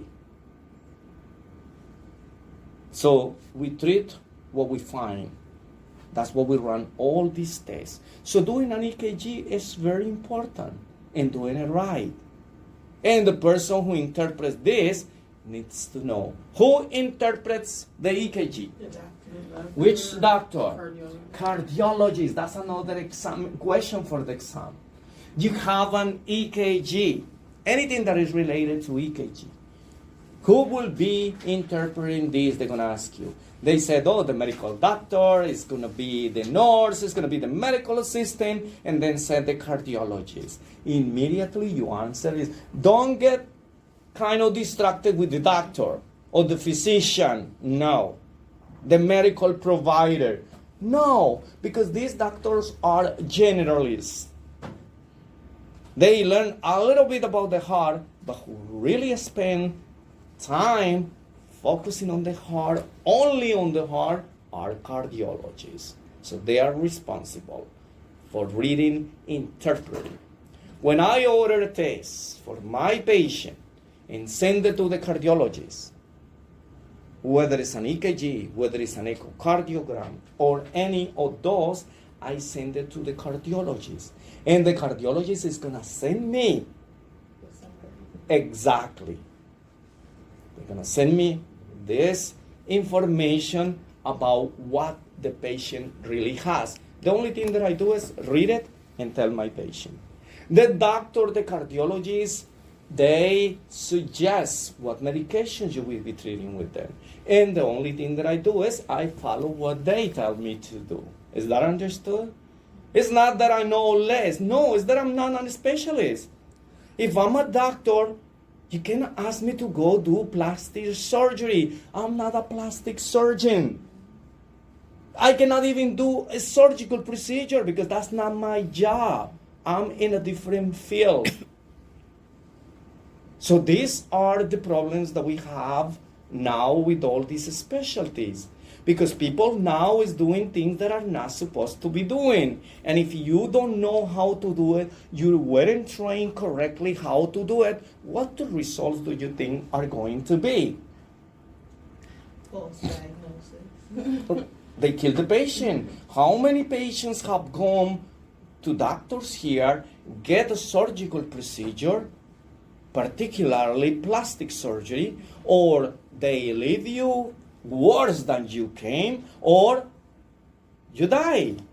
That's like not to get personal, but when my mom passed, she was in Jamaica hospital, Mm-hmm. and they tried to tell us that she had like HIV or something, but we were like, we know her history, like what where did she get it from or whatever. But it was the beginning of COVID, and she was one of the first victims of COVID. Oh, So sorry they to hear didn't that. know what the hell they were. And I'm No, just but like, still, that's still, a big to mistake. come, no, this is a huge mistake. Because saying COVID, the virus from COVID is 100 years different from the HIV. It is virus. Just for the fact that you have a virus, how can you confuse these two type of viruses? Exactly. I totally agree that you messed up the flu virus with the COVID virus because they are very related. But the HIV is a totally Exactly. different. This is like a circle and star. How can you tell me that the circle and star shape looks the same? It's impossible. And I remember too, it was a nurse. Another thing, worse. Like, Well, that's even worse. Is this person qualified? You know that you can have a lawsuit right there. Yep. Number one, because someone else who's not a doctor is diagnosing your mom, assuming things. scaring everybody. Well, you as a nurse should be more scared because you're going above what you're supposed to be doing. Nurses do not diagnose. So it's better to keep your mouth shut. Even though if you know that the person has HIV, you shouldn't even mention it. That's violation of HIPAA, patient's privacy. How do you know that your kids knew that you were HIV positive? Even though if you are diseased, you cannot tell anyone. You still need to protect this information unless you have a court order that is to solve some type of problems, mystery, then you will come out with that with a court order, and the family has to get together and decide whether they're gonna give the authorization to the medical providers to do it or not. Is that understood? But someone else come here and tell you, see, that you have to be very, very careful. That is serious, particularly with HIV. So some people just open the big mouth and they think because you are from a different country, because you look like this, I can say something. They don't even understand what it is. You know what I mean? That is the problem. But you know what? You got all that wrong because we have medical doctors from every country, from each race, from each generation. So you can't take for granted. What if you're talking to someone who really know what it is and you can get you in trouble? So. Now, all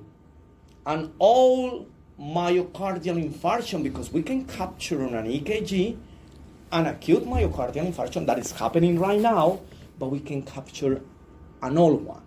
We cannot capture something that is going to happen tomorrow. Oh, tomorrow you're going to have a heart attack, so we're going to see it today. No. You only will see what was going on now or what's happening before. And if we see one of those, it's because we are going to see the Q wave. That implies that you already have it. ST segment at baseline, T wave upright. Everything is normal. See? This is the key. If you're having an acute right now, you're going to have the Q wave plus ST segment elevation or depression. So you're going to see a bunch of things at the same time. But if you are seeing an all myocardial infarction, the ST elevation, because it's all, right now you're not having it. So ST elevation is going to be normal and the T wave is going to be normal, positive, and rounded. So little things here and there is what is going to help you to understand the questions. Because other than that, I said, oh, I see a Q wave. Oh, it is myocardial. But yeah, is it a acute one or it is an old one? Oh, let's read about the ST segment. ST segment is normal. T wave is normal. Oh, that's an old. But if it is now, you might have this, or you just might have this. This, you don't have to see it all the time. But this, you have to see it to have myocardial infarction. You gonna have me checking my checking my own. Hold on, let me see. Yeah. My paper. Remember that you have the right, whenever you go to the doctor, to have a copy, okay? You can ask for copies of your blood results, your EKG. Yeah. Of course, when you don't know interpret an EKG, what are you going to have? Yeah. Or what are you going to go crazy over there trying to find out things, you know? Yeah. What did you say old was, the meaning? Because I wrote down happened in the past. That's what I wrote down. Okay. So here we are comparing, the patient comes in, right? Mm-hmm. And I'm doing an EKG. How do I know that this heart attack was an old one or it is a recent one? There are two things that you're going to look for it. If it is a recent one, you're going to see ST segment elevation. Remember, in an old EKG, in an old heart attack, you will see the pathologic Q, right? Very deep, white, in several of the leads. Now, only you're going to see that, but everything else is going to be normal. Why? Because it happens in the past. Right now, you're not going through it. So your ST is going to be normal, baseline, and your T wave is going to be upright. It's not going to be depressed. It's not going to be elevated. So you know that this was old. But now, you see a patient that came now is complaining about chest pain. If you see the Q wave that is pathologic, that's fine. But look for this. This has to be elevated or depressed, elevated or depressed. They have to be that way. Because otherwise, how are you going to know that it's an acute condition? It is happening right now. So therefore, your ST segment and your T, they are out of space. They are off. Elevated or... But if it is an old, only the Q wave will be present. Everything else will be normal because it's all one. Right now, you're not having anything. Got it? So that's basically what it is. So just know those points, you're going to be able to understand whether it's an old or whether it's concurrent or acute. Every single time that you hear about an acute condition is something that's happening right now, and it lasts very short period of time. Why? Because it can be chronic. You don't have a heart attack that is chronic. How can you have a heart attack that is chronic? In a few hours, you're going to be dead. So there is no time for you to get a chronic. Chronic is like asthma. You have it for a long time, many years. Chronic means that you have diabetes for a long period. That you have arthritis, that's chronic conditions. Something that has been going on for a long time and is being treated. Acute is right now for a few days. If from a few days this condition do not subside, it becomes chronic. But heart attack do not become chronic because that or is fixed or you're dead. No more options. Okay, any questions?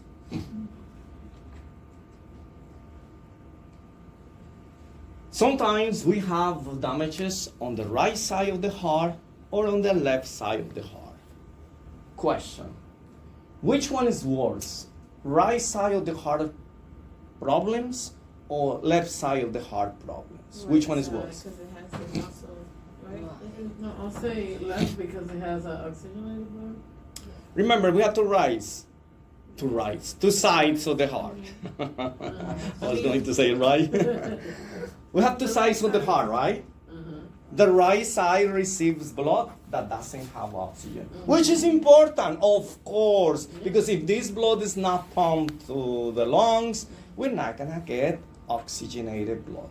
But which size of the heart pumps oxygenated blood to the entire cells, to the brain? The left side. So whenever we have problems with the left side of the heart, they are more fatal. O sea, the patient can die immediately. If it is the right side, we have more time to fix the problem. Is that understood? So, left side of the heart. And remember, the left ventricle is the one that pumps the blood to the rest of the body, including the heart itself. And if it doesn't have, the heart doesn't receive blood immediately after pumping the oxygenated blood, then ischemia, then injury, then infarction, then cemetery. Ah, you guys heard that? No. No, because somebody's thinking, oh, you don't go to the cemetery, they cremate you. Okay, that's true too. So that's basically what it is. Now it says right ventricular infarction, damage to the right ventricle. This is ventricular, remember. Still, it's the right side. Okay? Said right here, diagnosed by ST segment elevation, blah, blah, blah, blah. Do not kill yourself about this. If you have a question about sides of the heart, it will be to ask you which side of the heart contains blood that doesn't have oxygen, and which side of the heart has the blood that has oxygen. It will be the right and the left. Is that understood? Anything else, these parts? No. We don't ask anything about this because it is too complex. So, no worries. It's just done. You can have problems with the left side. You can have problems with the right side. You can have problems only with one of the chambers, the right atrium or the left atrium, the right ventricle or the left ventricle. You can have problems with the tricuspid valve only, or with the bicuspid valve, or with the aortic, or with the pulmonary valve. Either one of those. That can cause problems. It's like not being able to lock this door. The valves have a problem because then they allow blood to go backwards. Because remember, the major function of the valves is to prevent backflow. Don't forget that because that's questions for exam. The valves prevents backflow of blood. They don't allow the blood that already passed from the atria or the atria to the ventricles to go back to the atria. Because that doesn't work that way. They have to follow that direction. Only one way direction. They don't go both ways. So that's basically what is important. Anything else? Do not worry about this. Because I don't want you to put too much stuff on your head. Pericarditis. We talk about the pericardium.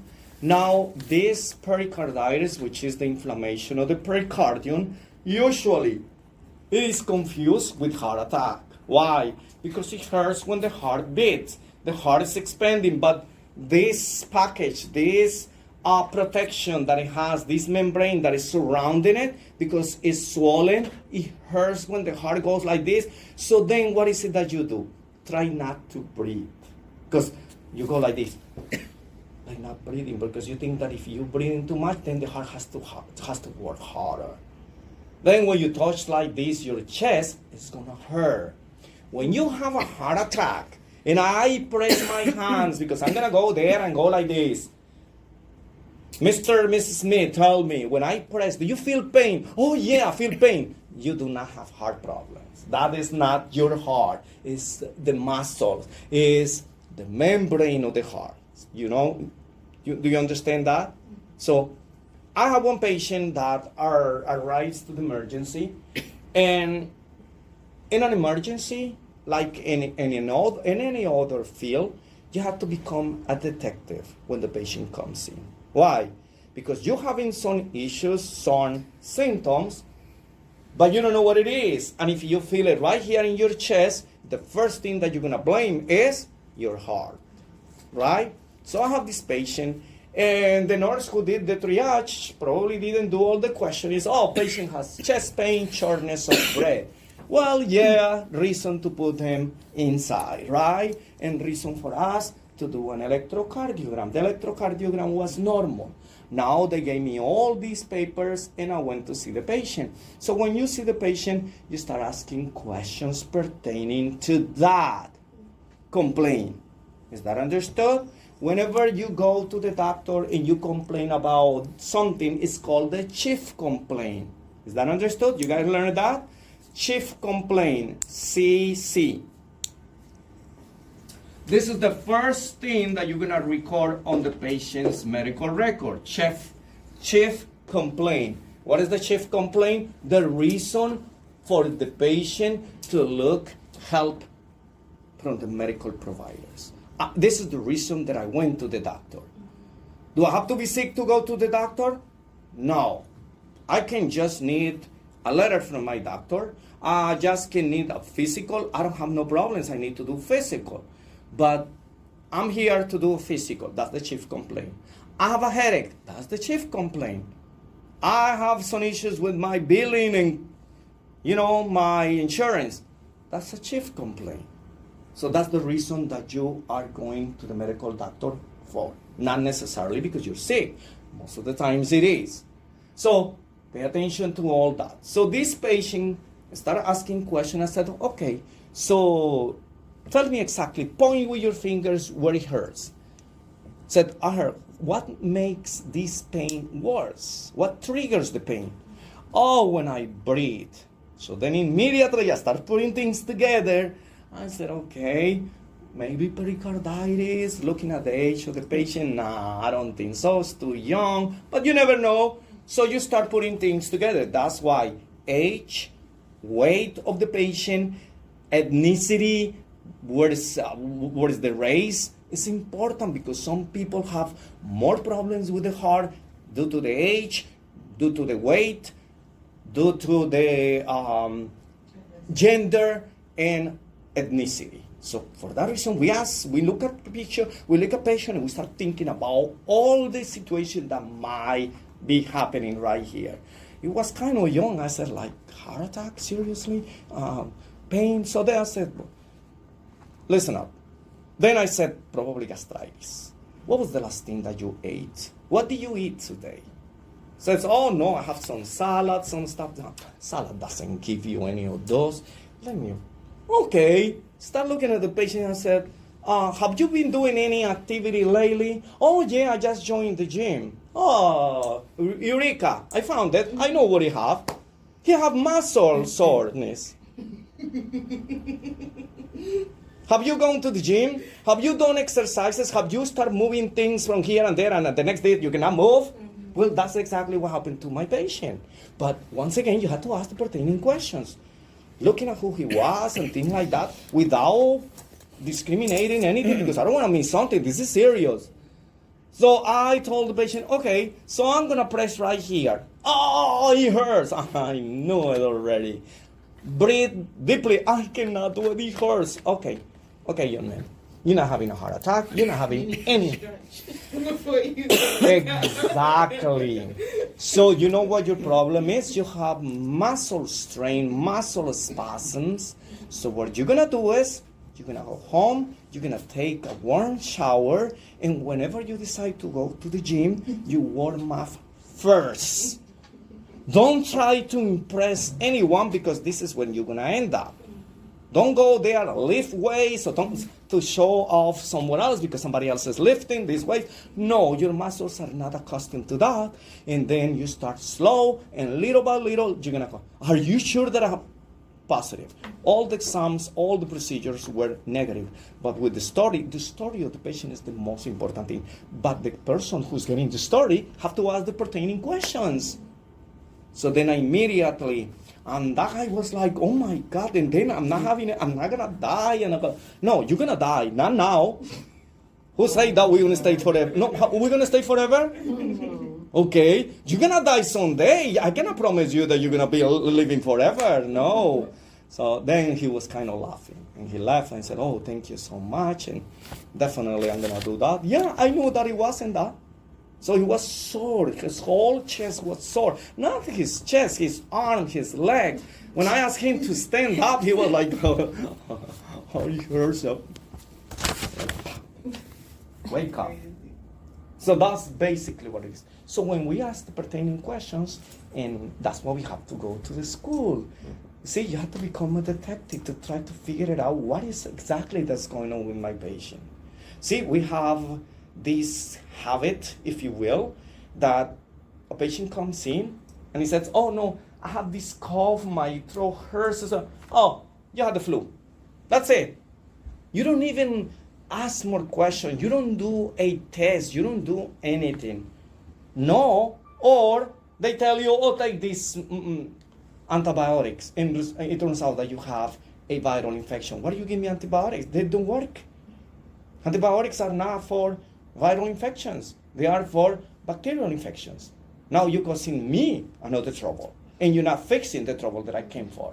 So don't assume because you complain about this, I'm gonna be putting this. Can you imagine this poor kid put them to do all these fancy tests, and then he has to pay for it because they are very expensive. And actually, this kid didn't even have medical insurance.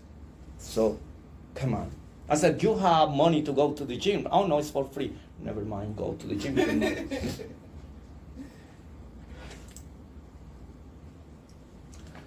Okay, so this is pericarditis. This is how it look on an EKG without the little eyes, right? So when we see this picture, see ST elevation and depression and elevation, then immediately we see a happy face.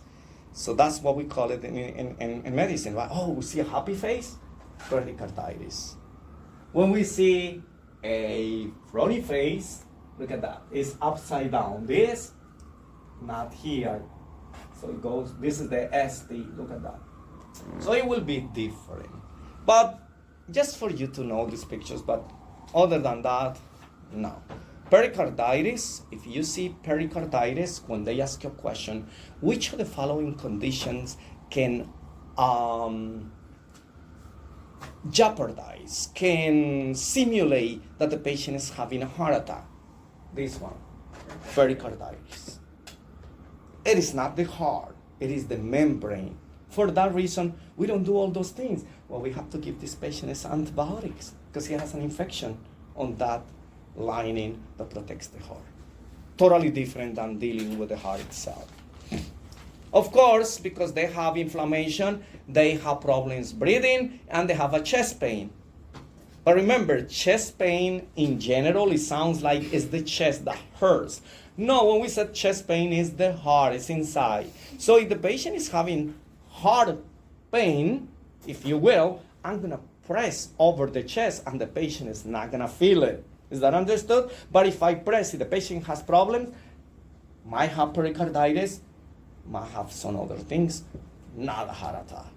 If I press over the chest and the patient complains of pain, it's not heart attack, 100%.